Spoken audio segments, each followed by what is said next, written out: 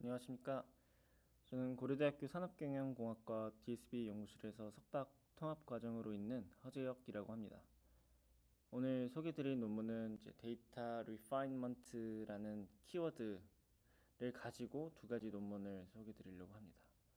실제 이제 그 현업 관점에서의 다양한 이제 어노멀리 디텍션 상황을 가정한 여러 가지 방법론들과 거기에서 이 데이터 리파인먼트가 어떻게 적용될 수 있는지 그런 내용을 위주로 이제 소개를 드리려고 합니다.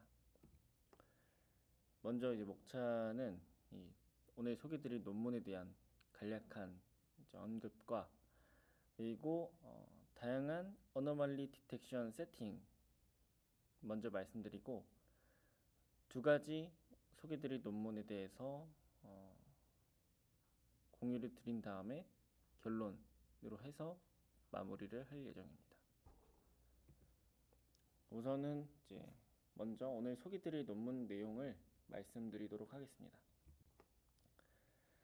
오늘은 그동안 이제 제가 세미나에서 많이 다뤄왔던 내용 중에 하나는 이상치 탐지를 위한 어떤 새로운 모델들, 구조들 그런 것들을 소개를 해왔었는데 오늘 세미나는 이제 그런 새로운 모델 구조라기보다는 어떤 프레임워크 쪽에 가깝습니다. 그래서 특정한 모델만 사용할 수 있는 것이 아니라 다양한 모델을 적용해 볼 수 있는 전체적인 이상치 탐지를 위한 프레임워크다 라고 볼 수가 있고 두 가지 논문은 보시면 알 수 있다시피 이 동일한 저자 이 두 분이서 같이 연구를 한 것으로 보입니다.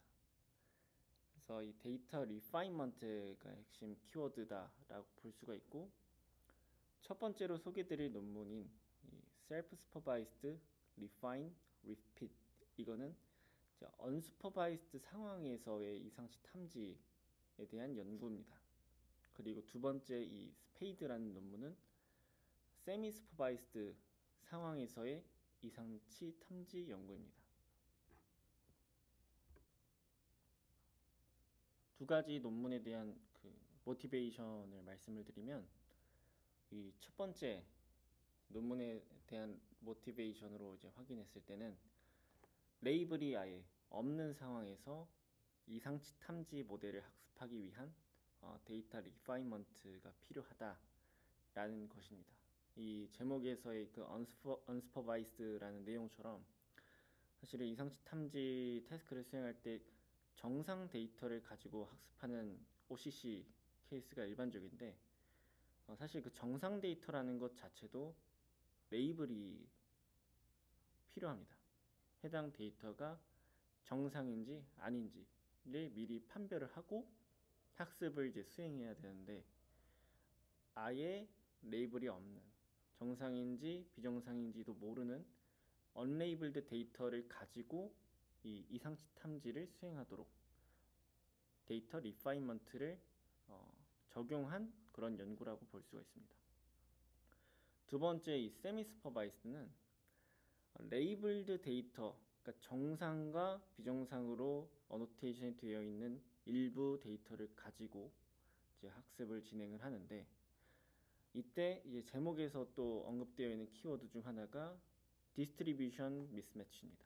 그래서 학습 데이터에 없는 어떤 새로운 이상치 유형이 언레이블드 데이터에 포함되어 있거나 또 다른 디스트리뷰션이 바뀌어 있는 그런 케이스를 위해서 이 학습 과정에 어노테이션이 되어 있는 레이블 데이터셋과 언레이블드 데이터셋을 함께 활용하는 이상치 탐지 관련 연구라고 볼 수가 있습니다. 그래서 이 다양한 어노멀리 디텍션 세팅이 무엇이 있는지 먼저 살펴보고 이후에 두 가지 논문을 좀 더 깊게 소개를 드리도록 하겠습니다. 우선은 이제 이상치 탐지에서의 어떤 데이터에 대한 설명을 먼저 드리려고 하는데 크게 네거티브랑 파지티브가 있습니다. 그래서 여기서의 네거티브는 정상 데이터를 의미하고, 그리고 파스티브는 이상치 데이터를 의미합니다. 그리고 이제 회색깔로 표시된 거는 둘 중에 어떤 건지 모르는 상태인 unlabeled 데이터셋이라고 볼 수가 있습니다. 그래서 이 학습을, 이상치 탐지 학습을 위해서는 여러 가지 케이스가 있는데, 맨 첫 번째로 보이는 이상치와 정상 데이터가 모두 같이 일단 레이블이 존재하는 상황에서의 이상치 탐지 과정이 있을 수가 있고, 그리고 저희가 이제 가장 대표적으로 많이 알려져 있는 정상 데이터 셋만을 가지고 학습하는 원 클래스 클래시피케이션 태스크가 있고, 그리고 정상과 이상치, 그 다음에 둘 중에 어떤 건지 모르는 상태인 unlabeled 샘플까지 같이 포함된 데이터 셋이 있고, 네 번째로는 PU 러닝이라고도 대표적으로 많이 알려져 있죠. 그래서 이상치 데이터에 대한 정보와 unlabeled 데이터 셋을 가지고 하는 방법. 반대로 NU 러닝. 그 다음은 마지막으로는 아예 레이블이 없는 상태인 그런 데이터 셋이 있습니다. 그래서 이거를 또 여러 가지 학습 세팅에 따라서 나눠 보자면, 레이블이 있는 상황에서 완전히 레이블 데이터 셋만을 가지고 학습하는 fully supervised anomaly detection, 그리고 일부 레이블 되어 있는 데이터 셋과 unlabeled 데이터 셋을 같이 사용하는 semi supervised anomaly detection, 마지막으로 레이블이 아예 없는 unsupervised anomaly detection, 세 가지로 나눠 볼 수가 있습니다. 첫 번째 이 fully supervised anomaly detection에서는 흔히 그냥 일반적으로 클래시피케이션 하듯이 바이너리 클래시피케이션 그리고 OCC 두 가지로 또 나눠 볼 수가 있고요. 두 번째 이제 세미 슈퍼바이즈드 어노멀리 디텍션에서는 저희가 많이 또 알려져 있는 뭐 픽스 매치, 플렉스 매치, 리믹스 매치 또는 뭐 노이즈 스튜던트 등등의 방법이 적용될 수 있는 세미 슈퍼바이즈드 러닝, 그리고 디스트리뷰션 미스매치, 세 번째로는 도메인 어댑테이션, 마지막으로는 PU 러닝, 이렇게 또 갈래를 나눠볼 수가 있습니다.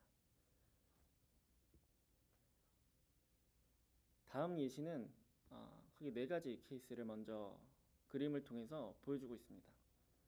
왼쪽은 이제 실제 가지고 있는 데이터셋의 상황입니다. 이상치 데이터에 대한 레이블이 있는 소수의 이제 3개의 샘플과, 그리고 정상 데이터는 일반적으로 이상치보다 조금 더 많이 있겠죠. 그 다음에 레이블이 없는 데이터셋이 이렇게 있습니다. 이때 이상치 탐지를 수행하는 과정에서 데이터셋을 어떻게 사용하는 케이스가 있냐면, 언레이블 데이터셋을 아예 사용하지 않고 레이블이 달려있는 데이터셋만을 가지고 이 디시전 바운더리를 형성하는 방법이 있습니다.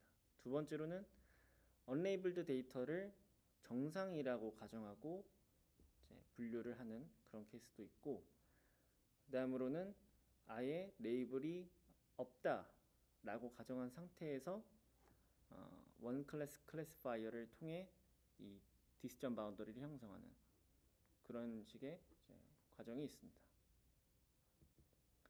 우선은 이제 fully supervised anomaly detection에서 바이너리 클래시피케이션 케이스로 보자면은, 이때 어떤 챌린지한 상황이 있냐면, 아무래도 이 비정상이라는 샘플은 수집되는 케이스가 정상 샘플에 비해서 훨씬 적습니다.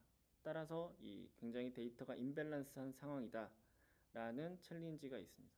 이때 쓰이는 여러 가지 뭐 방법이 있겠지만, 그 중에 뭐 대표적인 방법으로는 오버샘플링, 언더샘플링, 또는 웨이트 옵티미제이션, 또는 이제 합성 데이터, 그 데이터를 생성해서 사용하는 방법이 있고, 같이 활용하는 하이브리드 메서드, 이렇게 나눠볼 수가 있습니다.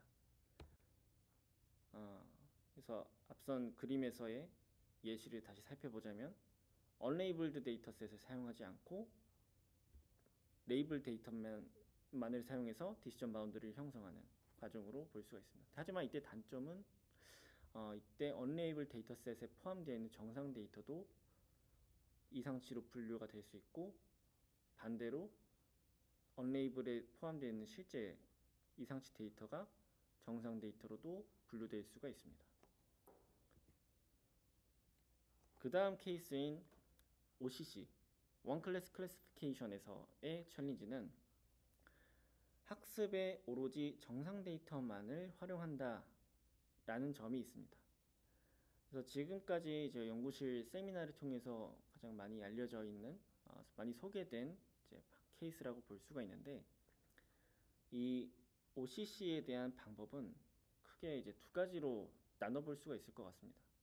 첫 번째로는 어떠한 방식으로 어노멀리 디텍션을 수행할 것인가에 대한 내용이 있는데, 크게 세 가지로 볼 수가 있습니다. 첫 번째는 학습 데이터가 가지고 있는 정상 샘플들의 이제 덴시티와 실제로 인퍼런스 했을 때 새롭게 들어오는 데이터셋의 덴시티 간의 차이를 가지고 어노멀리 스코어를 계산하는 방법이 있고, 두 번째는 미리 사전에 어떠한 프리텍스트를 정의를 해서 그걸 가지고 학습을 한 후에 그 웨이트를 사용해서 어노멀리 디텍션을 수행하는 그런 방법이 있습니다. 그리고 세 번째는 많이 알려져 있는 오토인코더나 또는 겐과 같은 방법을 써서 리컨스트럭션을 기반으로 한 어노멀리 스코어를 뽑는 방법이 있습니다.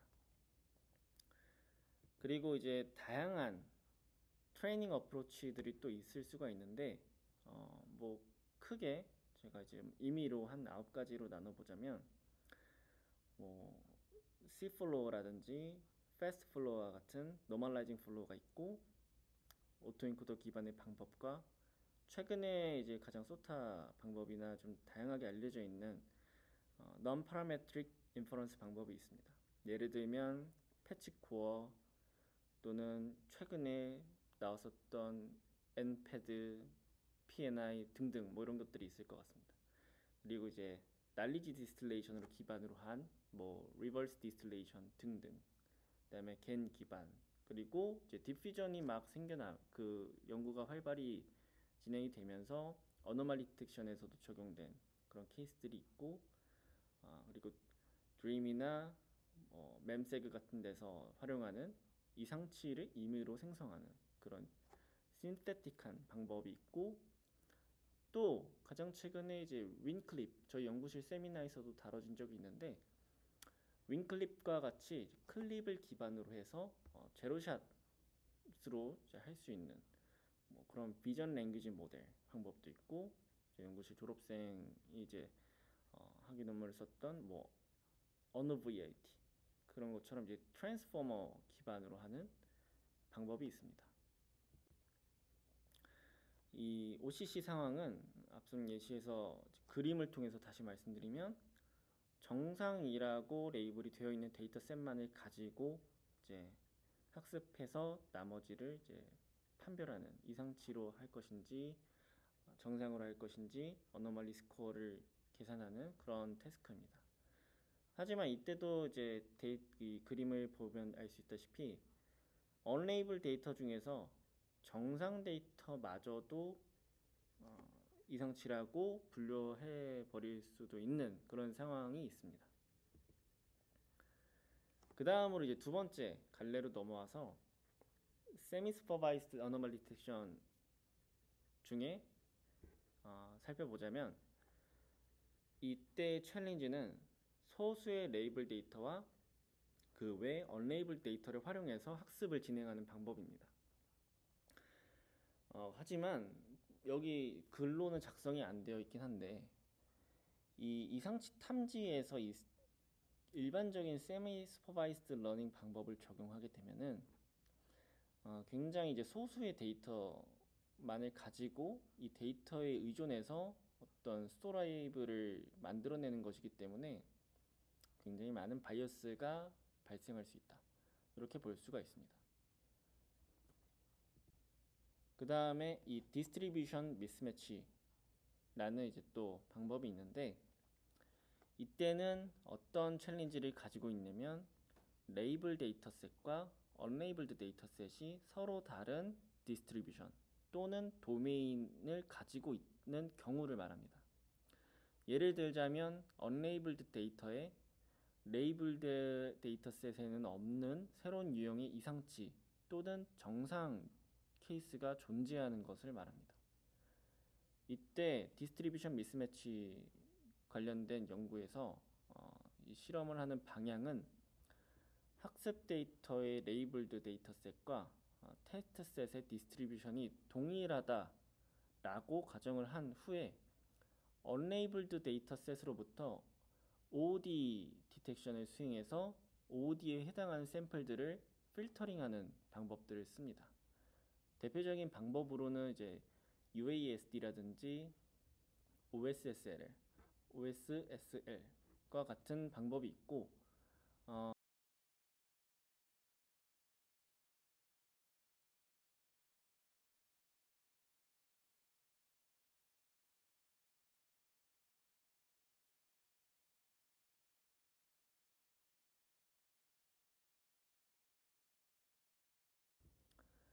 그 다음에 도메인 어댑테이션 자체는 아까 전 말씀드렸었던 디스트리뷰션 미스매치랑 동일한 챌린지를 가지고 있습니다. 하지만 이때 조금 다른 거는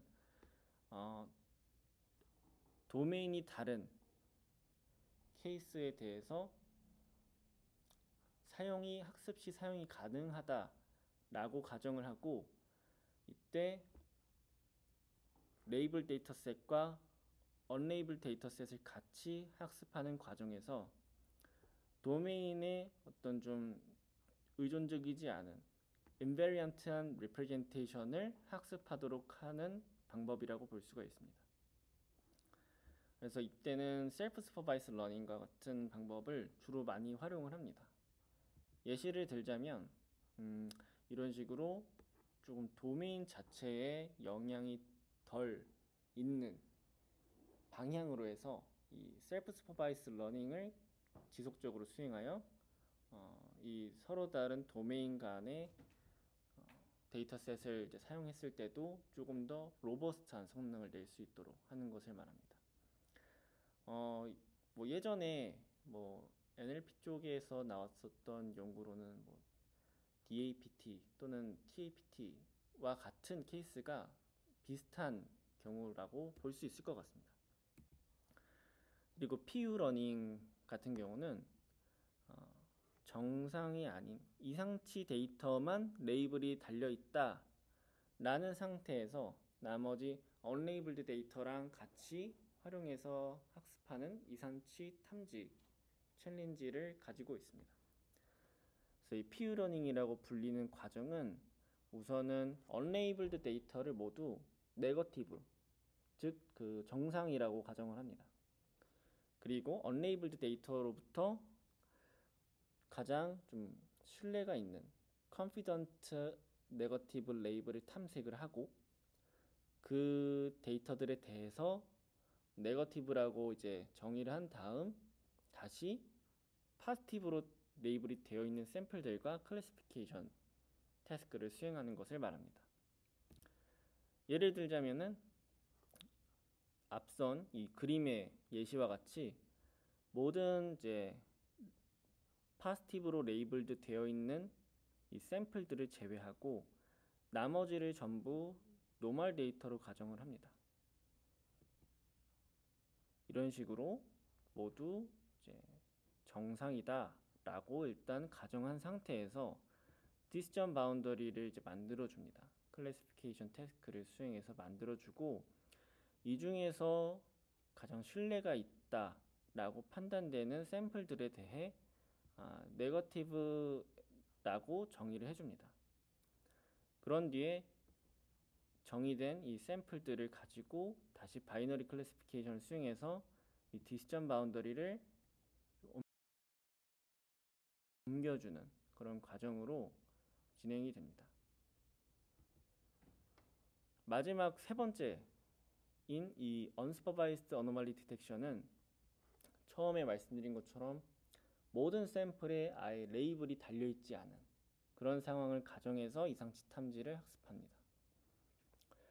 이때는 오늘 이제 소개드릴 이 self-supervised refine repeat이라는 내용처럼 데이터 리파인먼트를 적용하는 과정도 있고 이것과 유사하게 데이터 리파인먼트를 수행하는 DUAD라는 또 방법이 있습니다. 그래서 이런 식으로 앞선 그림처럼 모두가 레이블이 없다라는 상태에서 이렇게 이상치 탐지를 수행하는 과정으로 볼 수가 있고, DUAD에 대한 예시를 살짝 보여드리면 DUAD도 이렇게 레이블이 아예 없는 상태에서 먼저 오토인코더 기반의 모델을 사용하고 있습니다. 입력으로 들어가고 이제 리컨스트럭션 기반으로 아웃풋이 나오게 되는데, 이때 중앙에 있는 인코더의 아웃풋인 이제 latent variable를 사용해서 클러스터링을 진행을 해줍니다. 그리고 여기서 클러스터링이 구성이 되었을 때 이 논문에서 가정하는 것은 분산이 작은 클러스터를 노멀 데이터로 간주를 한다는 점입니다.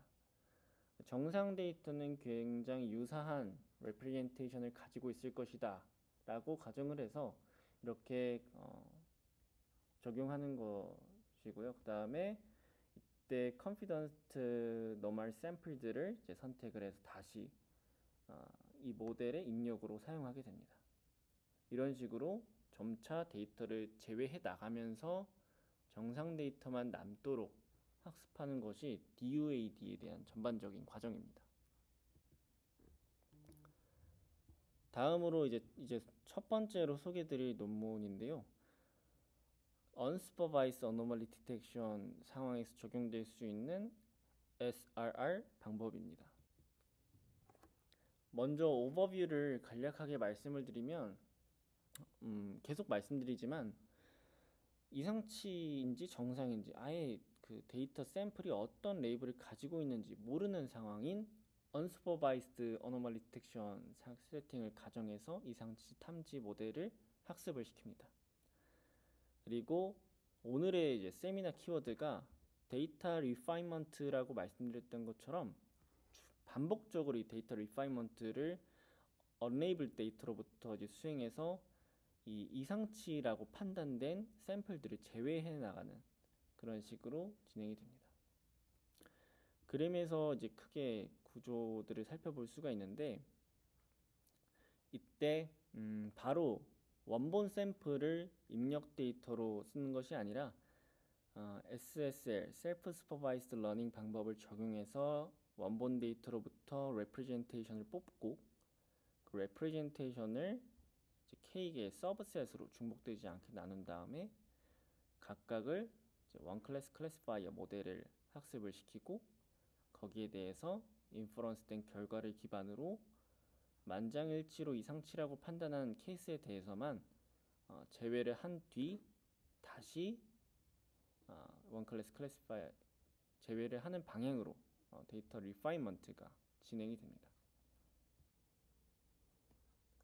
첫 번째로는 이제 self-supervised learning에 대한 과정이 있습니다.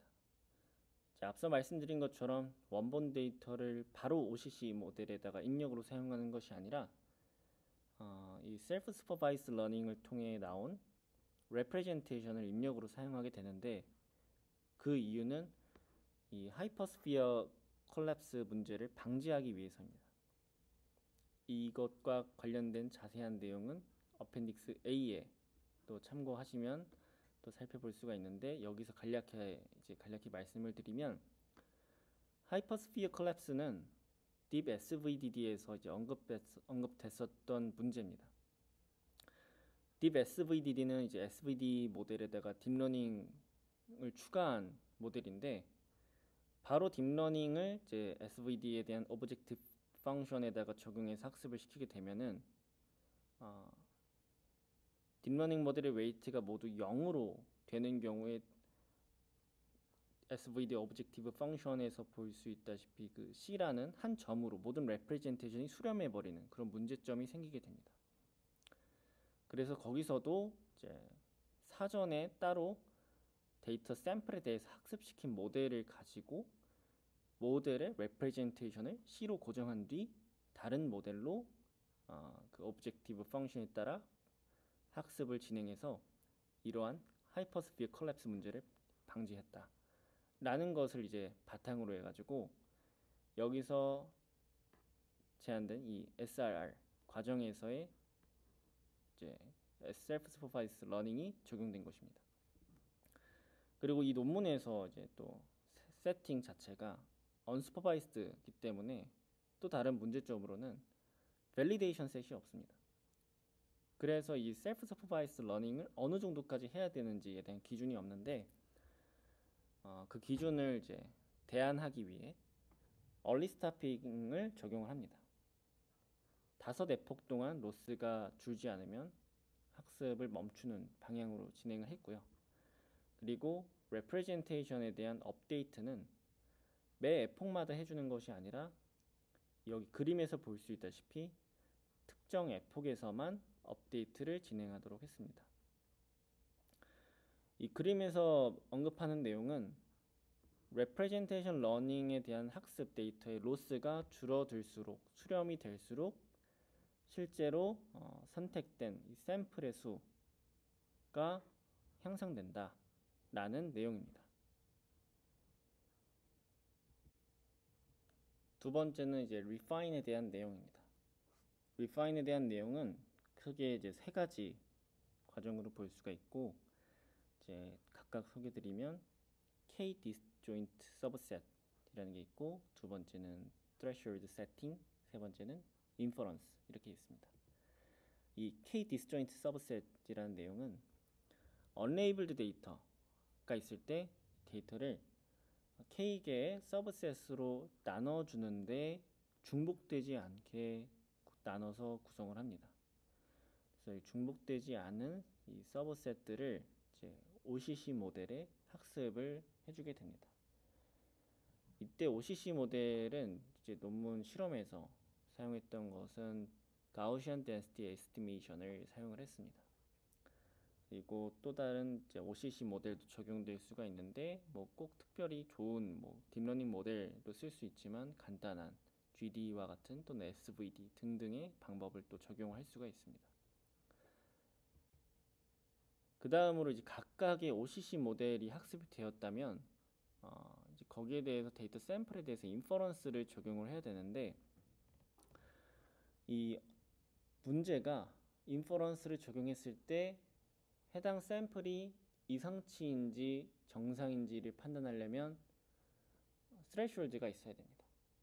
하지만 이 실험 세팅 자체가 언슈퍼바이즈 세팅이기 때문에 성능을 검증할 수 있는 밸리데이션이 없다라는 문제가 있습니다. 두 가지 접근을 하는데요. 첫 번째는 일단 임의로 실제 학습 데이터에 포함되어 있는 어노말리 레이시오보다 한 2배 정도 크기의 이 감마 퍼센타일을 사용해서 스레시홀드를 정의를 해줍니다. 여기서의 스레시홀드는 각 OCC 모델 개수만큼 정의를 하게 됩니다. 그래서 여기 그림 이 아래 수식에서 볼 수 있다시피 이 퍼센타일보다 큰 값을 가지는 가장 큰 스레시홀드 값을 이제 정의를 해주게 됩니다. 그래서 2배 정도 크기의 이 퍼센타일을 썼기 때문에 뭐 어느 정도 실제 어노멀리 레이셔를 이제 모른다고 해도 임의로 적용했을 때 얼추 이 정도의 성능이 나온다를 보여주는 것으로 이제 적용을 한 거라고 생각을 하고 있고요. 두 번째로는 이제 오츠 메서드라는 게 있습니다.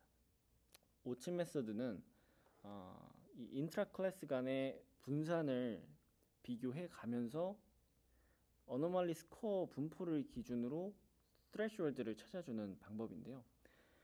이 어펜딕스 B를 또 보시면 자세히 또 설명이 되어 있습니다.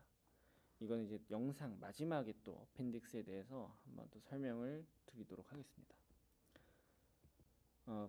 우선은 이제 제가 간단한 예시를 만들었습니다. 그 첫 번째로 실제 어노멀리 레이시오보다 한 2배 정도 크기의 감마 퍼센타일을 적용해서 스레시홀드를 찾았을 때입니다. 그래서 이때를 보시면 여기가 실제 그 어노멀리 레이쇼가 0.5일 때입니다. 그랬을 때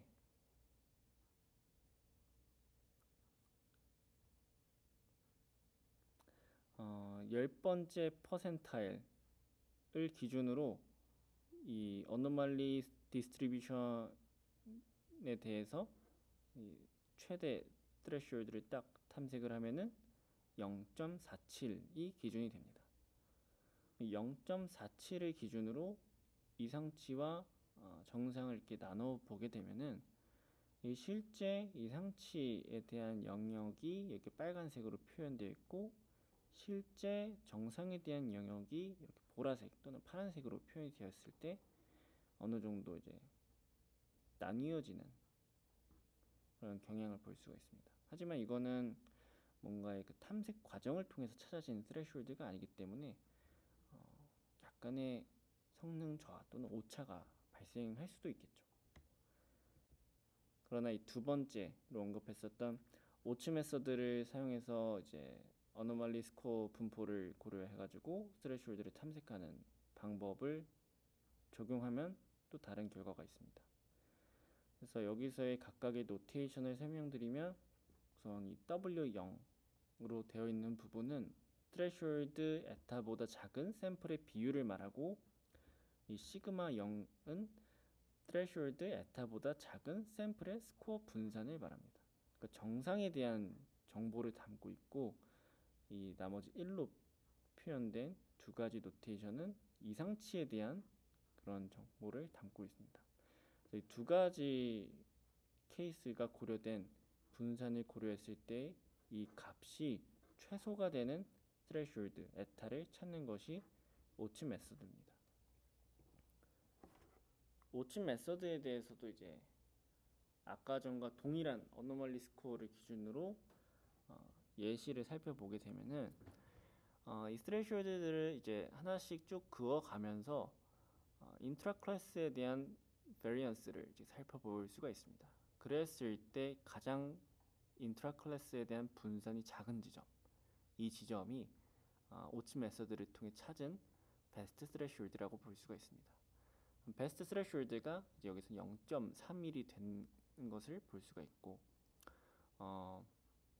아까 전과는 조금 더 낮은 스레시홀드이기 때문에 더 많은 정상 데이터가 이제 이상치로 이제 판단되는 것을 볼 수 있긴 한데 실제로 언슈퍼바이즈 세팅 과정에서는 학습 데이터에 얼마나 많은 이상치가 컨티미네이션 되어 있는지 알 수 없기 때문에 현재로서 사용할 수 있는 가장 현실적인 방법이 아닐까라고 일단 생각이 됩니다. 그 다음으로 인퍼런스 과정에서는 K개의 디스조인트 서브셋으로부터 K개의 OCC 모델이 구성이 되어 있는데 이때 아까 전에 탐색했던 트레시홀드를 가지고 어노멀리 스코어를 기준으로 샘플마다의 이상치, 정상을 나눠줬습니다. 그랬을 때 해당 데이터셋이 이상치라고 간주하는 케이스는 모든 OCC 모델이 이상치로 판단한 샘플에 대해서만 이상치로 가정을 하고 해당 샘플을 데이터에서 제외하게 됩니다. 반대로 이제 모든 OCC가 정상으로 판단한 경우에만 정상으로 남길 수도 있긴 한데 논문에서는 그렇게 하는 경우에는 너무 이제 제약이 크고 그리고 이때 제외되는 실제 정상 샘플이 너무 많아져서 그렇게 하지는 않았고 이상치에 대해서만 만장일치하는 경우에 제외하는 방향으로 진행을 했다라고 합니다. 그래서 실제 데이터 샘플에 대한 이상치 또는 정상 여부를 확인하는 과정은 이런 수식을 기준으로 해서 모든 샘플이 이상치라고 판단하는 경우에만 이상치 레이블로 달아줬습니다. 그리고 이 과정을 이제 반복해 주게 되는데요. 앞에 있는 이 수도 코드를 통해서 살펴보자면 두 가지 펑션이 있습니다. 첫 번째 파란 색깔로 표시된 이 영역의 펑션이 데이터 리파인먼트에 대한 내용이고 이 두 번째 주황색으로 표시된 펑션이 전체적인 self-supervised, refine, repeat에 대한 부분입니다. 그래서 주황색의 내용부터 살펴보게 되면은 피처 익스트랙터로부터 representation을 뽑기 위해서 일단 생성을 해주고, 그리고 데이터 리파인먼트를 위해 데이터 셋과 그리고 representation을 뽑아줄 피처 익스트랙터, 그 다음에 몇 개의 서브셋으로 나눠줄지에 대한 K, 그 다음 이 감마 값, threshold 값을 넣어줘서 정상 데이터와 이상치 데이터를 판단하고 이상치 데이터를 제외해 줍니다. 그럼 이때 파란색 영역에 있는 refine data라는 펑션을 보게 되면은 K개의 디스조인트한 서브셋을 이제 학습하는 K개의 OCC 모델이 있는 것을 볼 수가 있고, 그리고 이제 감마라는 이제 퍼센타일에 통해서 threshold 또는 오츠 메소드를 통해서 threshold를 탐색을 해주고 해당 샘플에 대한 바이너리 레이블을 구할 수 있게 됩니다. 그래서 정상 데이터만을 일단 남겨서 이제 진행을 하도록 데이터 리파이먼트를 이렇게 반복적으로 수행이 되고, 최종적으로 했을 때 반복이 끝난 뒤에는 마지막 하나의 OCC 모델만을 리파인먼트가 끝난 이제 리파인된 데이터셋에 대해서 학습을 진행을 해주게 됩니다. 결론적으로는 중간에 데이터 리파인먼트에서 앙상블 과정이 들어가긴 하지만 최종적으로 최종 마지막에 사용될 모델은 단일 모델이다 라고 볼 수 있습니다. 단일 모델입니다.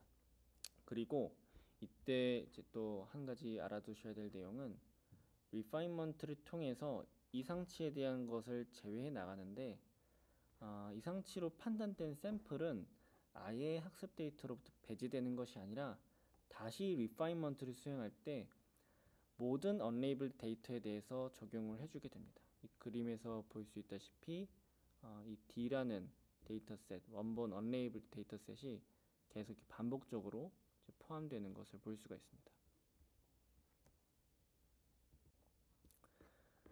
그 실험에서는 뭐 여러 가지 데이터셋이 적용이 되는데 크게 이제 태뷸러 데이터셋에 대한 실험이 있고, 두 번째로 이제 이미지 데이터셋에 대한 실험이 있습니다. 태뷸러 데이터셋에서는 뭐 KDD, 그리고 정상과 이상치 상황을 역전한 KDD 리버스, 그리고 뭐 두 가지 의료 도메인 기반한 태뷸러 데이터셋이 있습니다. 이때 SRR이라는 방법에다가 GOAD라는 방법이 있습니다.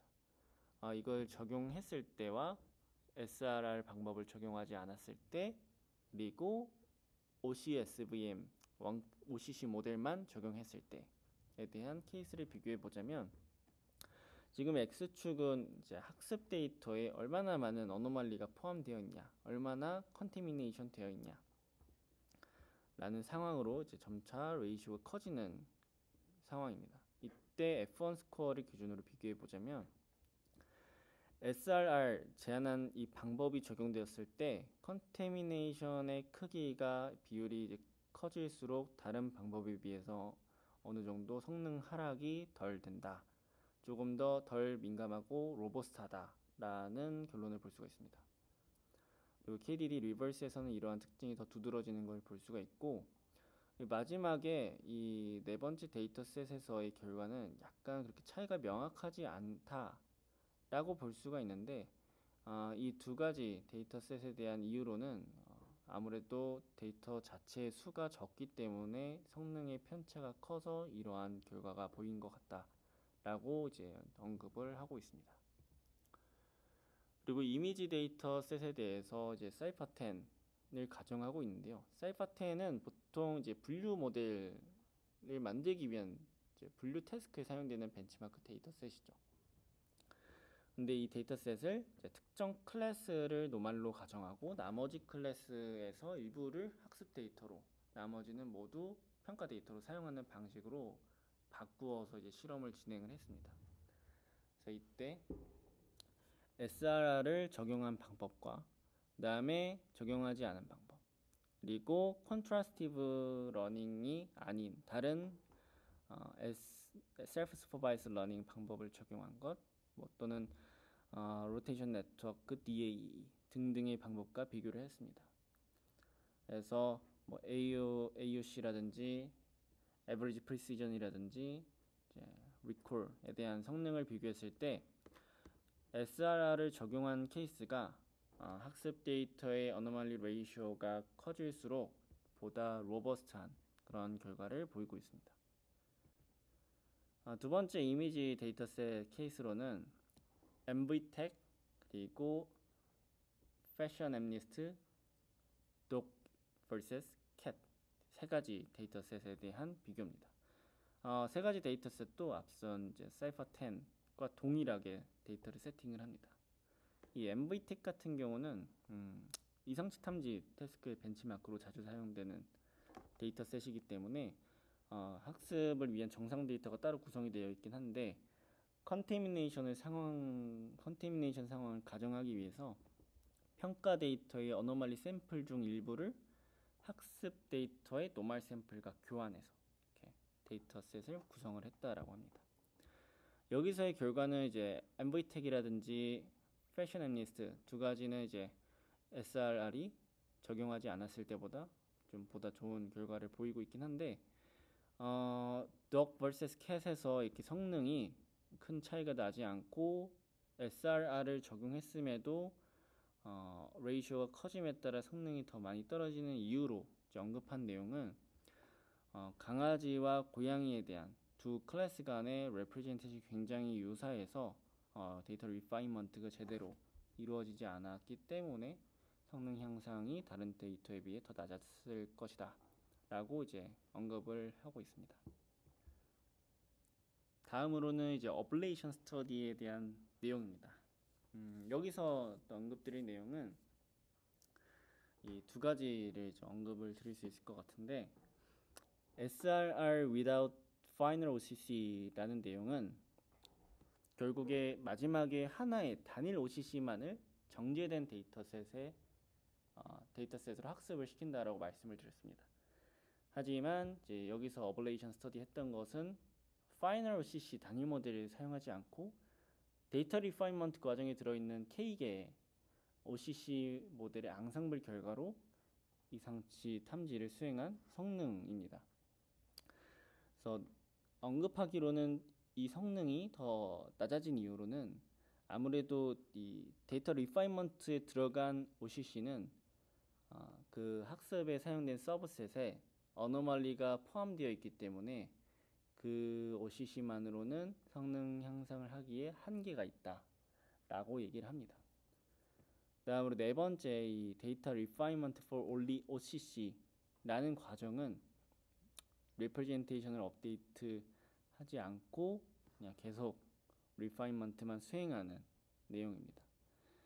그래서 여기서의 성능이 이제 좀 하락했었던 이유 또한 리프레젠테이션을 그래도 업데이트를 해주는 것이 전반적으로 성능 향상이 도움이 된다라는 것을 이제 의미한다라고 합니다.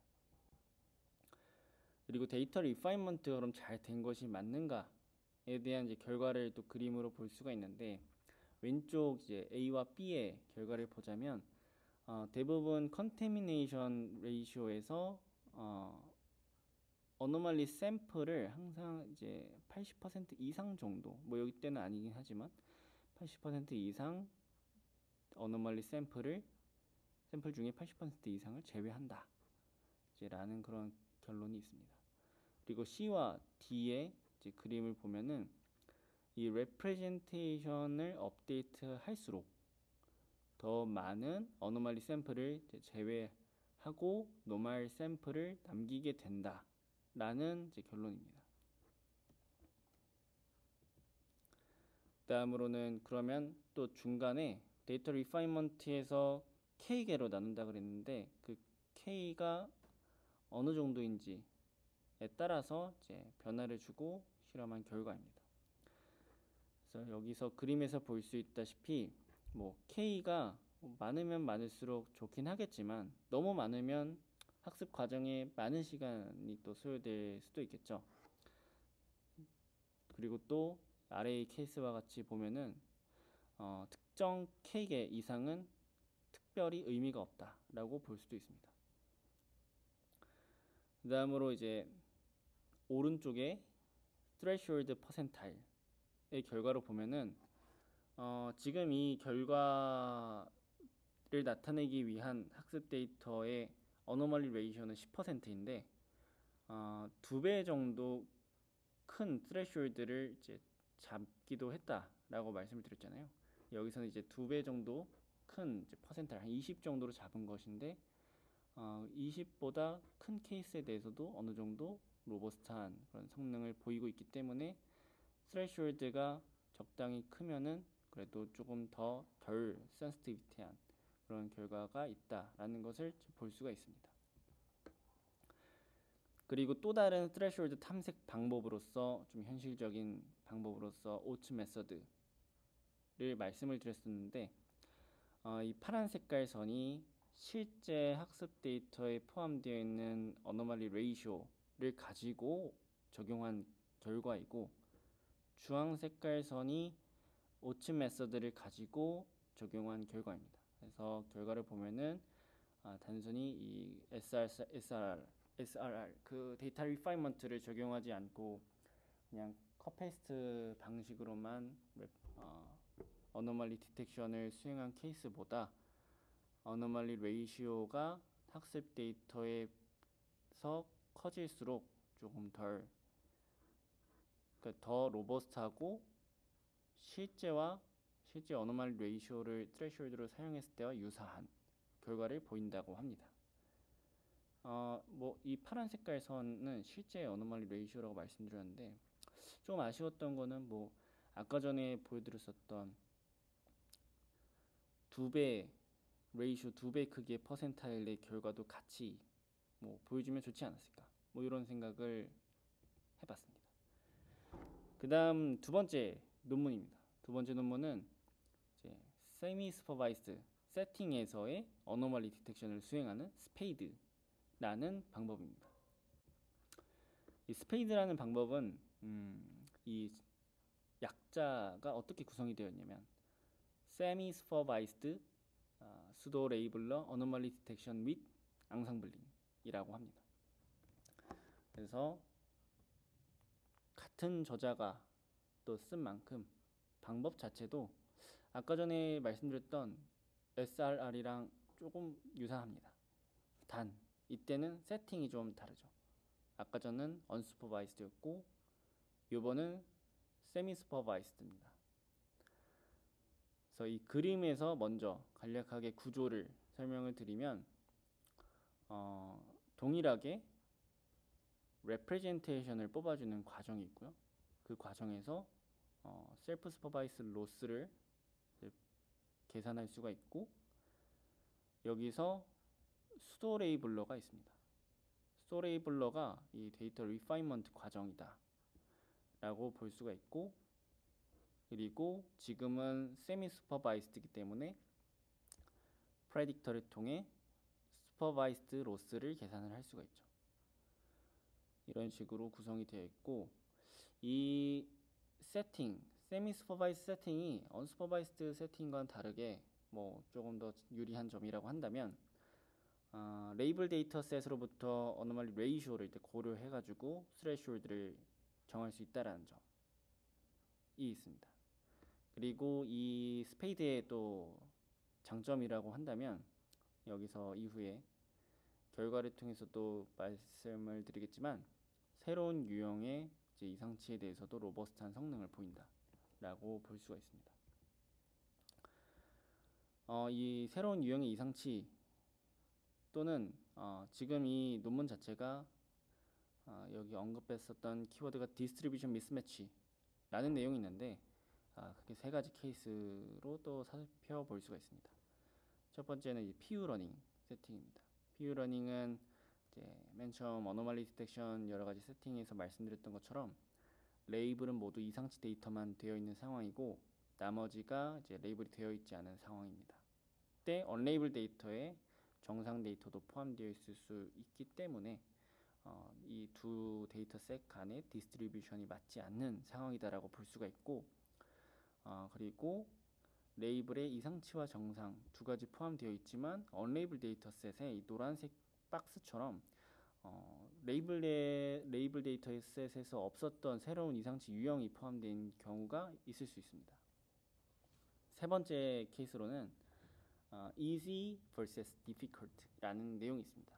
그러니까 easy라는 거는 비전문가 눈에도 확연히 구분이 되는 레이블이 가능한 수준의 데이터셋을 말하고, difficult는 전문가가 봐야지만 레이블이 가능한 그런 데이터셋을 말합니다. 그래서 이 레이블이 되어 있는 세팅은 이제 비전문가도 보고 알 수 있는 이런 쉬운 데이터셋을 구성이 되어 있다면, 이 언레이블 데이터셋에 전문가가 봐야지만 알 수 있는 그러한 이상치가 포함되어 있어서 디스트리뷰션이 맞지 않다 라고도 가정할 수 있습니다. 이 스페이드는 크게 4가지 모듈로 이제 구성이 되어 있는데요. 처음 오버뷰에서 간단하게 언급드린 것처럼 데이터에 대한 인코더가 있습니다. 인코더와 두 번째로는 이제 프레딕터, 세 번째로는 수도 레이블러, 네 번째로는 프로젝션 헤드, 이렇게 있습니다. 그래서 인코더와 프로젝션 헤드는 이제 셀프 슈퍼바이즈드를 적용하기 위한 또 구성이라고도 볼 수 있고, 어쨌든 피처를 뽑아주는 익스트랙터 역할이다 라고 볼 수가 있습니다. 프레딕터는 레이블드, 소수의 레이블드 데이터셋이 있기 때문에 슈퍼바이스드 로스를 계산하기 위한 클래시피케이션 태스크를 적용하는 그런 과정으로 볼 수 있고, 그 다음에 스토어 레이블러는 이전에 SRR에서 말씀드린 것처럼 데이터 리파이먼트 과정입니다. 이 데이터 리파이먼트 과정을 하나씩 좀 더 살펴보도록 하겠습니다. 우선은 이제 수도 레이블로는 3가지 레이블로 달아줄 수가 있습니다. 첫 번째는 abnormal. abnormal은 1로 가정하고, 정상 데이터인 normal은 0. 그리고 이거 두 개 다 아닌 케이스는 unlabel -1로 지정을 합니다. 이때 모든 OCC 모델이 이상치로 판단한 경우에만 1로 해주고, 모든 OCC가 노멀로 판단하는 경우에만 0으로 해주고, 이 두 개 다 해당하지 않는 만장일치가 나오지 않은 케이스에 대해서는 언레이블로 표시를 해줍니다. 이전과 마찬가지로 동일하게 디스조인트한 서브셋 K개로 구성하고 OCC도 K개로 만들어줍니다. 그리고 이 threshold를 지정하는 과정이 있는데, 레이블을 달기 위해서는 이 threshold가 필요합니다. 그래서 이때 사용하는 threshold는 partial matching 메서드를 적용을 하게 됩니다. 이 partial matching 메서드에는 이제 wasserstein distance를 사용하게 되는데, 관련된 내용은 appendix C에다가 또 작성을 해놨습니다. 이따가 또 영상 마지막에 같이 소개를 드리도록 하겠습니다. 그리고 두 번째로는 이전에 이제 SRR에서 소개드린 것처럼 똑같이 오츠 메서드를 적용할 수 있다. 근데 이때 오츠 메서드는 사실 필요가 없죠. 왜냐하면 이미 레이블 데이터셋이 있기 때문에 정상과 이상치의 비율을 고려해서 스레시홀드를 참고할 수 있기 때문에. 하지만 오츠 메서드는 이따가 이제 제가 따로 여기서 실험 결과를 첨부하지는 않았지만 PU 러닝 또는 NU 러닝도 세미 슈퍼바이즈 세팅이라고 볼 수 있기 때문에 해당 실험에서는 오츠 메서드를 적용해서 스레시홀드를 구성했다라고 얘기를 합니다. 그렇다면은 이 partial matching 메서드가 뭐냐를 말씀드리면, 이제 wasserstein distance 이 D, 이 W 이거를 사용한다라고 말씀드렸는데, 이때 의미하는 것은 실제 레이블드 샘플의 스코어랑 언레이블드 샘플의 스코어의 거리가 가장 작은 threshold를 탐색한다 라고 볼 수가 있습니다. 예시를 통해서 말씀을 드리면, 이 왼쪽 아까 전 SRR에서 이제 threshold 탐색에 들었던 예시랑 동일한 어노멀리 스코어입니다. 근데 지금은 이제 세미 슈퍼바이즈 세팅이기 때문에 언레이블드 샘플들에 대한 어노멀리 스코어가 있고, 그리고 레이블 샘플에 대한 어노멀리 스코어가 있습니다. 레이블 샘플은 어노멀리 스코어에 대해서 각 샘플이 실제 정상인지 비정상인지를 알고 있는 상태입니다.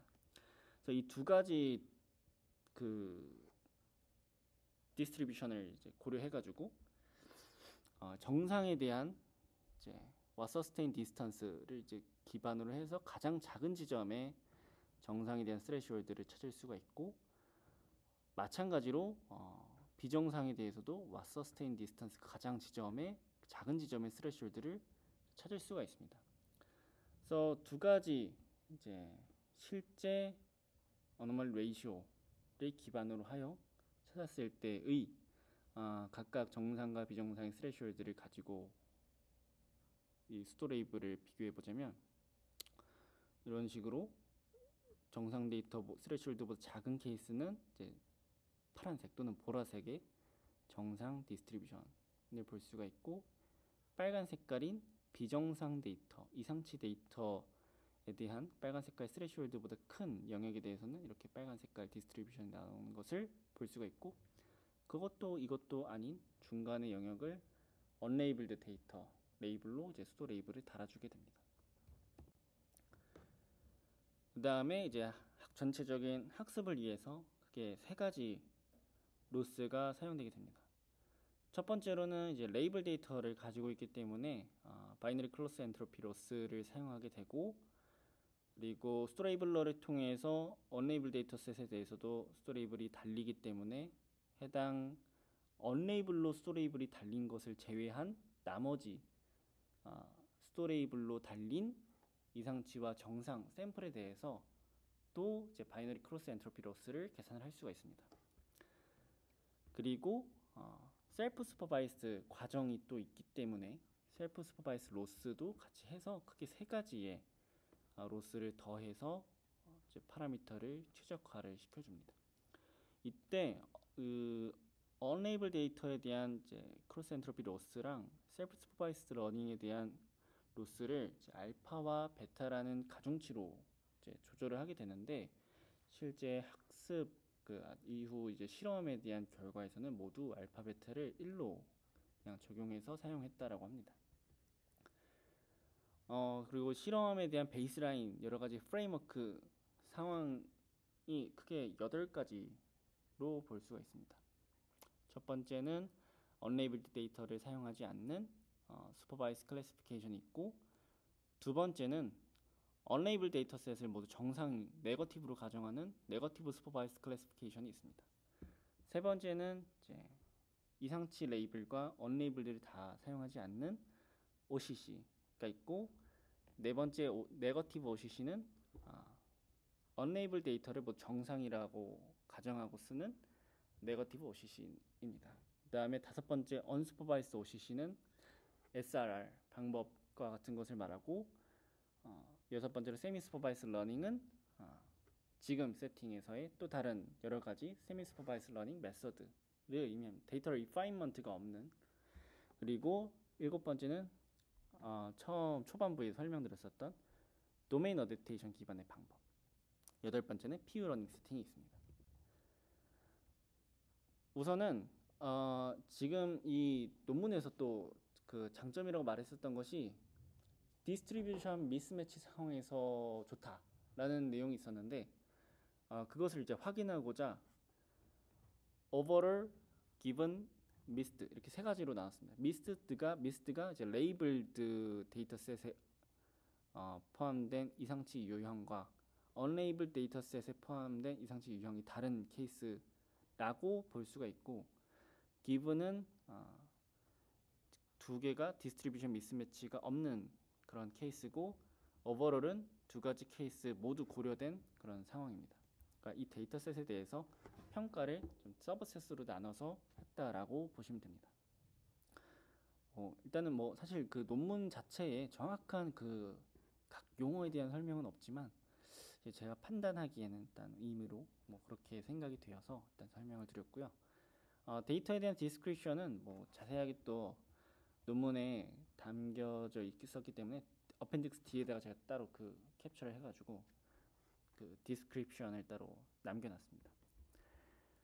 우선은 이제 슈퍼바이스드 세팅과 이제 세미 슈퍼바이스드 세팅 이렇게 두 가지 케이스를 볼 수가 있는데 이 두 가지 케이스에 대해서 이 디스트리뷰션 미스매치가 있었을 때 성능이 굉장히 낮아지는 이유에 대해서는 아무래도 이제 레이블 데이터 정보에 굉장히 편향되어 있기 때문에 언신 어노멀리에 대해서 성능이 굉장히 저하되었다라고 이제 언급을 하고 있습니다. 그다음으로 이제 슈퍼바이스 클래시파이어만 보면은 아무래도 언레이블 데이터를 사용하지 않기 때문에 약간의 또 불리함이 있을 수도 있겠죠. 하지만 또 이게 세미 슈퍼바이스 클래시파이어 케이스를 보면은 언레이블과 레이블의 이제 디스트리뷰션이 맞지 않기 때문에 이거 나름대로의 그냥 데이터 리파인먼트 없이 언레이블 데이터셋을 사용하는 경우 잘못된 수도 레이블이 달릴 수도 있고 그리고 이 레이블 데이터셋 자체가 굉장히 적기 때문에 여기서의 큰 바이어스로 인해서 잘못된 수도 레이블이 이제 또 발생할 수 있어서 좋은 결과가 나오지 않았을 수도 있습니다. 그 다음으로는 이제 네거티브 슈퍼바이스 클래시파이어 또는 OCC에 대한 케이스를 볼 수가 있는데 이때는 정상 그 언레이블 데이터셋을 모두 정상으로 가정한 이제 학습 방식이었죠. 이랬을 때 문제점으로는 언레이블 데이터셋 자체가 이상치가 포함되어 있는 컨테미네이션 되어 있는 상황이기 때문에 그로부터 영향을 받아서 성능이 좀 낮게 나왔다라고 볼 수가 있고 이 OCC 같은 경우는 어노멀리 정보를 아예 활용하지 못한다라는 또 그런 한계점이 있죠. 그리고 DANN 같은 경우는 도메인 어댑테이션을 위한 방법론인데 아무래도 소수의 그 소스 데이터로 인해서 성능 자체가 조금 낮게 나왔지 않았나라고 이제 언급을 하고 있습니다. 그 다음으로 이제 소개드릴 거는 이지니스랑 디피컬트 두 가지 케이스에 대해서 앞서 말씀을 드렸었는데 이 두 가지 케이스에 대한 실험이 어떻게 구성되어 있는지를 이제 먼저 소개를 드리도록 하겠습니다. 실험 자체는 이지니스 샘플만으로 모델을 학습을 시켰습니다. 그러니까 전문가가 아닌 비전문가가 봐도 데이터에 대한 레이블을 달아줄 수 있는 그런 실험을 했는데 그렇다면은 이제 실제 가지고 있는 데이터셋에서 어떤 샘플들이 비전문가가 봐도 레이블을 달 수 있는 이지니스인지 어떤 샘플이 전문가가 봐야지만 레이블을 달 수 있는 디피컬트인지 명확하게 정의하기가 어렵기 때문에 모델을 사용해서 이 로지스틱 리그레이션을 사용해서 그 기준을 정해주게 됩니다. 그리고 또 이지니스 샘플로 학습한 모델이 성능이 좋은 케이스에는 어떤 면에서 또 좋은 효과를 가져올 수 있냐면 아무래도 전문가를 이제 고용해서 어노테이션을 달 때 수많은 레이블링 코스트가 필요하게 되겠죠. 하지만 이지니스 샘플로만 모델을 학습했는데 성능이 좋다면 그러한 레이블링 코스트를 많이 줄일 수 있다 라고 또 생각을 해볼 수가 있습니다. 이때 그래서 다시 이지니스와 디피컬티를 어떻게 정의했는가는 로지스틱 리그레이션을 먼저 학습을 시켜줬습니다. 앞선 이제 여기 앞에 있는 그림 예시로는 디그다인 것과 디그다가 아닌 것 이렇게 레이블이 있다라고 이제 예시를 들어보도록 하겠습니다. 뭐 여기서 이제 얘네도 디그다가 아니냐라고 하실 수 있는데 디그다가 일단 두더지가 아니라는 점을 이제 언급드리고 두더지가 아니기 때문에 레이블이 디그다가 아니다라고 정의가 되어 있는 겁니다. 어쨌든 그 로지스틱 리그레이션을 학습을 한 뒤에 여기 디시전 바운더리로부터 가장 클래스별 컨피던스가 높은 기준으로 탑 n개의 샘플을 선택해서 해당 샘플들은 이지니스 샘플이다 라고 정의를 해가지고 실험을 진행을 했습니다. 그래서 태뷸러 데이터 셋에서는 10%, 이미지 데이터 셋에서는 20%까지를 이지니스 샘플이다라고 가정을 해서 실험을 진행을 합니다. 실험 결과 이 MV텍과 마그네틱이라는 그 두 가지 제조 공정 도메인의 이미지 이상치 탐지 데이터셋을 기준으로 보았을 때 다른 이제 베이스라인 프레임워크보다 스페이드가 조금 더 좋은 성능을 나타내는 것을 볼 수 있습니다. 결론적으로 아까 전에 말씀드렸다시피 이지니스 데이터만으로 좋은 성능이 나왔기 때문에 이 스페이드라는 프레임워크를 썼을 때 레이블링 코스트를 좀 줄일 수 있겠구나, 뭐 이렇게 생각을 해볼 수도 있을 것 같습니다. 그 다음 실험은 이 디스트리뷰션 미스매치 상황이 어떤 타임 시리즈로 구성이 되어 있을 때 시간에 따라서 디스트리뷰션이 시프트되는 그런 케이스도 있습니다.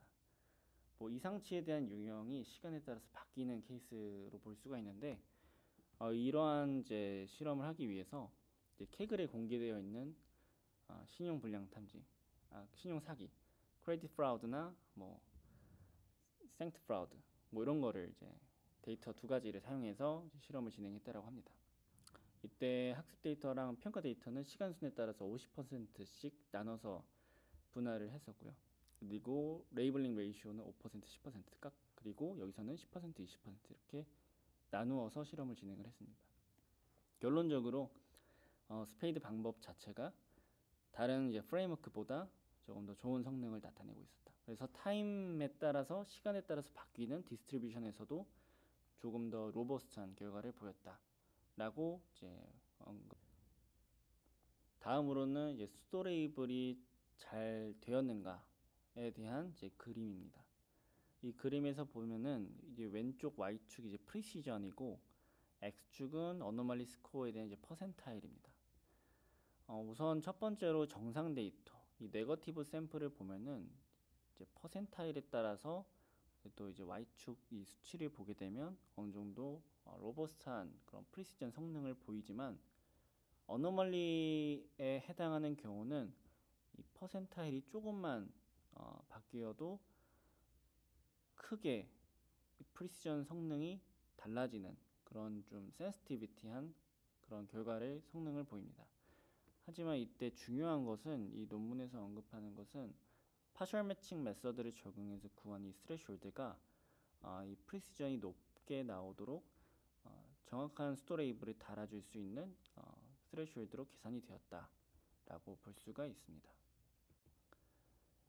그 다음 어블레이션 스터디가 있는데 이때 5개 컴포넌트에 대한 성능 결과가 있습니다. 이때 영향력에 대해서 이제 순위를 매겨보자면 앙상블에 대한 것이 가장 큰 영향이 있었다라고 볼 수가 있고, 그 다음으로는 만장일치, 그 다음엔 파셜 매칭 메서드, 그 다음으로는 노멀 샘플을 같이 이제 스토레이블로 달아줄 때 사용하는 것, 그 다음에 셀프 슈퍼바이스 러닝을 사용할 때 그 순으로 성능에 영향을 미친다라고 볼 수가 있습니다. 그 다음에 이제 오브젝티브 펑션, 로스 펑션에서 스토레이블에 대한 크로스 엔트로피 로스와 셀프 슈퍼바이스드 로스에 대해서 알파와 베타로 가중치를 준다라고 말씀을 드렸는데 거기에 대한 어블레이션 스터디도 있습니다. 이때 이제 알파와 베타의 변화에 따른 AOC 스코어를 비교해 보자면 아예 적용을 안 하는 것보다는 적용할 때 성능 향상이 확실히 있긴 하지만 특정 값 이상으로는 거의 변화가 크게 없기 때문에 실험에서도 그냥 1로 고정해서 사용했다라고 합니다. 이제 굉장히 긴 시간이었지만 마지막 결론을 말씀드리고 뒤쪽에 어펜딕스 소개 같이 드리면서 마무리하도록 하겠습니다. 결론으로는 이제 오늘 소개드린 논문에 대한 세미나 내용은 다양한 어노멀리 디텍션을 위한 세팅과 그리고 프레임워크들을 이제 소개를 드렸었고요. 논문으로는 이제 언슈퍼바이즈 세팅과 세미 슈퍼바이즈 세팅을 위한 데이터 리파이먼트 연구 두 가지를 소개를 드렸습니다. 그래서 지금까지 이제 어노멀리 디텍션 관련된 이제 논문들 계속 막 살펴보고 있지만 최근에 OCC 기반의 이제 정상 데이터만을 활용하는 이미지 이상치 탐지 데이터셋에서는 MB택만 봐도 굉장한 이제 포화 상태를 이루고 있죠. 그래서 좀 더 이상치 탐지에 대한 연구를 이제 수행하고자 한다면 오늘 소개드린 내용처럼 굉장히 다양한 세팅이 있을 수 있기 때문에 보다 좀 현실적인 어플리케이션 세팅에 맞춰서 연구하는 것도 좋을 것 같다라는 것이 오늘의 좀 결론이었습니다. 지금까지 굉장히 긴 시간이었지만 들어주셔서 정말 감사드립니다. 이후에 이제 어펜딕스에 대한 추가 설명도 궁금하신 분이 계시다면 이어서 들어주시면 좋을 것 같습니다. 먼저 첫 번째로 이제 하이퍼스피어 콜랩스에 대한 내용이 있는데요.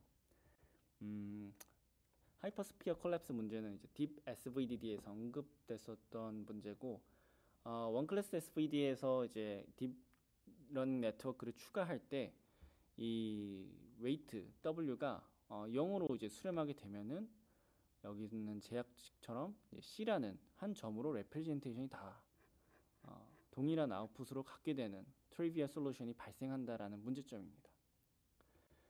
그래서 이제 SRR에서도 이러한 문제점을 해결하기 위해서 딥 SVDD에서 해결한 방식을 동일하게 적용하게 되는데, 딥 SVDD에서는 미리 이제 샘플들에 대해서 사전 학습을 진행을 하고, 다양한 방법이 또 있을 수도 있겠죠. 사전 학습을 진행하고 사전 학습이 완료된 프리트레인된 모델의 웨이트를 사용해서 샘플들에 대한 레프레젠테이션을 구하고, 그 레프레젠테이션들에 대한 평균으로 이제 C를 사용하여 다른 또 새로운 네트워크를 이제 SVD 오브젝티브 펑션에 맞춰 학습하는 방향으로 해결했다라고 합니다. 그래서 이런 식으로 이제 SRR에서도 하는 것이 OCC 모델이 꼭 SVD만 있는 것은 아니지만 또 다른 OCC 모델에서의 제약이 있을 수 있기 때문에 그 제약에 의해 발생하는 특정한 어떤 인덕티브 바이어스를 방지하는 데 도움이 된다라고 언급을 하고 있습니다. 두 번째 이제 어펜딕스 B는 오츠 메서드에 대한 내용이 있습니다. 오츠 메서드는 이제 두 클래스 내 분산을 최소화하고 동일한 말로 또 두 클래스 간의 분산을 최대화하는 스레숄드를 탐색하는 방법입니다. 그래서 여기 있는 이제 애니메이션처럼 어노멀리 스코어가 있다 또는 어떤 특정 디스트리뷰션이 있다라고 가정했을 때 이 두 디스트리뷰션 간의 분산이 최대화되는 인터클래스 베리언스가 최대화되는 부분을 이제 스레숄드로 지정해주는 방법입니다. 꼭 이상치 탐지의 스레숄드를 사용하기 위해서 제한된 방법은 아니지만 제가 알기로는 원래 이미지에서 이제 이미지를 바이너리로 바꿔주는 과정에서도 이제 사용되는 걸로 알고 있고요. 그거를 이제 이상치에 대한 어노멀리 디스트리뷰션에 대해서 스레숄드를 찾기 위해서 적용한 케이스라고 보시면 될 것 같습니다. 거기에 대한 이제 이 오츠 메소드에 대한 코드는 위키피디아에도 이제 잘 파이썬으로 구현이 되어 있어서 이것도 참고하시면 좋을 것 같고요. 그 다음에 어펜딕스 C는 What Sustain Distance에 대한 내용입니다. 사실 What Sustain Distance에 대한 내용을 전부 다 다루기에는 쉽지는 않기 때문에 이 임성빈 교수님 자료가 이 링크에 담겨 있습니다. 그래서 링크를 보시면 또 거기에 굉장히 처음부터 좀 자세하게 다뤄주시기도 하시고, 보면은 제가 설명드리는 것보다 조금 더 잘 이해가 되시지 않을까 라고 일단은 생각을 합니다. 그리고 What Sustain Distance를 사용해서 파셜 매칭 메서드를 적용하는 코드를 간단하게 짜봤는데요. 그렇게 어렵지 않게 구현할 수 있어서 코드도 같이 공유를 드립니다. 그 다음으로 어펜딕스 D에서는 스페이드 실험에서의 데이터 디스크립션에 대한 내용을 또 첨부를 해놨습니다. 그래서 해당 디스크립션을 살펴보시고 앞선 실험 결과랑 같이 비교해 보시면 좋을 것 같고요. 마지막으로는 디그다는 사실 두더지가 아니다 라는 내용인데, 포켓몬 위키라는 데가 있습니다. 그래서 디그다에 대한 정보를 보면은 특징이 이거는 누가 봐도 약간 두더지라기보다는 지렁이지 않나 라고 또 살펴볼 수가 있을 것 같습니다. 발표는 여기까지였습니다. 감사합니다.